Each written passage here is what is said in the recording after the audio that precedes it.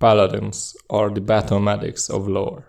With their unyielding faith in the blinding light, they charge right into battle to save those who have been harmed by the evil undead. With their heavy plate armor and holy magic, they serve and protect as both warriors and healers. As a paladin, you can advance in rank and power, becoming a champion of the very people who brought you so far, a leader on the front lines of this endless battle. Or you can delve into the forgotten art of Chronomancer. Rather than healing people, you will go back in time and make it so they were never harmed to begin with. But which path should you choose? Well, maybe you should have an unreasonably nerdy content creator tell you. My name is Nandixer, and this is ArchPaladin compared with Paladin Chronomancer. Though both classes follow the full hybrid stat model, there is a significant difference. ArchPaladin relies on crits. So I recommend a luck-based build, either with Valiance because in general it's the strongest, or with Praxis for long-term damage. ArchPaladin also has multi-target skills, so outside of boss rooms and ultras, it can also be used for farming. It's not gonna be top tier, but you'd be surprised how capable it is. What is top tier though, is Paladin Chronomancer in PvP. It has so much unfair kittens that you can place two Paladin Chronomancers against each other and somehow both of them are gonna win. And if you want to find out how, I do have a video on it. Paladin Chronomancer doesn't crit, but it does have health-based damage scaling, so I recommend healer enhancements and mana vamp. Alright now, let's take a look at all of the buffs each of the paladins can apply to themselves, the party, or the monster they are fighting. Don't worry, I'm not gonna read all of it out loud, though I do have a couple of things to mention. First of all, I only included loopable buffs, so ArchPaladin's 4 doesn't count, even though it's so useful at the start of the fight. The 4-5 combo does count though, because you can keep reapplying the same buff without it fading. For Paladin Chronomancer, I'm just gonna assume that it has enough mana to sustain all of the buffs. Also, I'm gonna explain the difference between overall resistance and physical and magical resistance in a separate short video, so consider subscribing if you want to see that. Let's color code the visual based on whether the effect makes you deal more damage or take less damage, which is pretty much what all buffs and debuffs come down to. And we can also simplify things a bit by only showing the differences between the two classes. At first, you might conclude that ArchPaladin is better because it has more. On the other hand, look at the numbers of Paladin Chronomancer. 50% less haste, so all your cooldowns are gonna be double, while the enemy's cooldowns. Picture that every second time the monster tries to attack you, it just doesn't. It's also easier to get overall resistance than physical and magical resistance, so you're more likely to be at the cap already.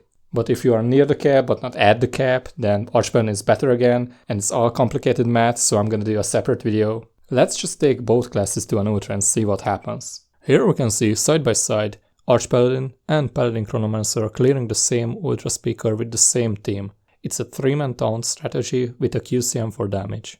And as you can tell, the damage is practically the same, and as it turns out, the healing is just as consistent. The classes are so similar to each other that if it weren't for the missed decay by the Legion Revenant, they would have finished at the same time. By the way, I screw up my decays all the time too, I just edit my videos so you don't see them. So thanks to all of these guys for helping me. Alright, remember what I said?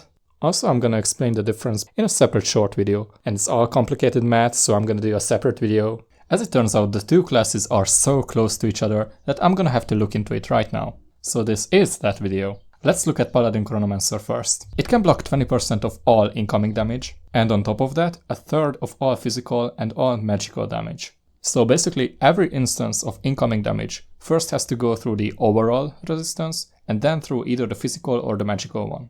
The whole thing is easier to calculate if you look at the number that passes through each layer of defense. So, the first layer blocks 20% and allows 80% to pass through. The second layer would allow 66% through. But keep in mind, that's 66% of the 80%. We had to multiply the two numbers together, and this is called multiplicative stacking. Now let's look at ArchPaladin in comparison. It has 20% from its passive, and a further 20% from its buff. The difference here is that the two effects are both increasing the same value of overall resistance. So you have to add them together to get 40%. And of course, if you block 40% of damage, you're gonna take 60%. And this is called additive stacking.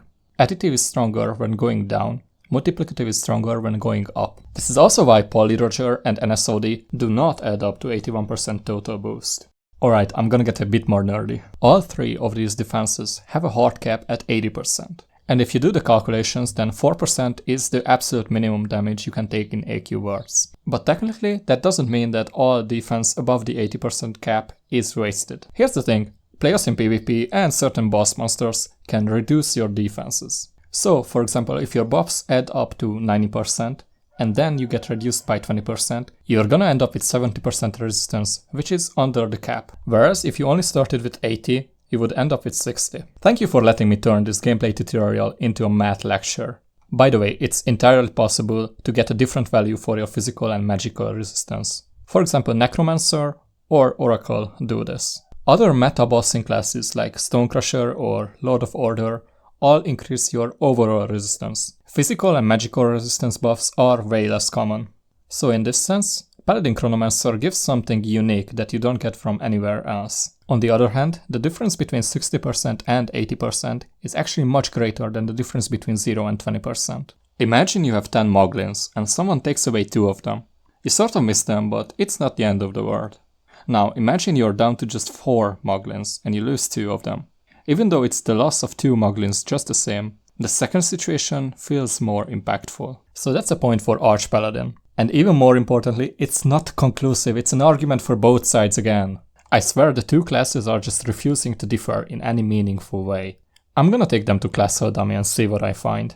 I kept dealing damage with both classes for 3 minutes each. I tried both Paladins once without damage boosting items and once with the combination of Radiant Goddess of War and NSOD.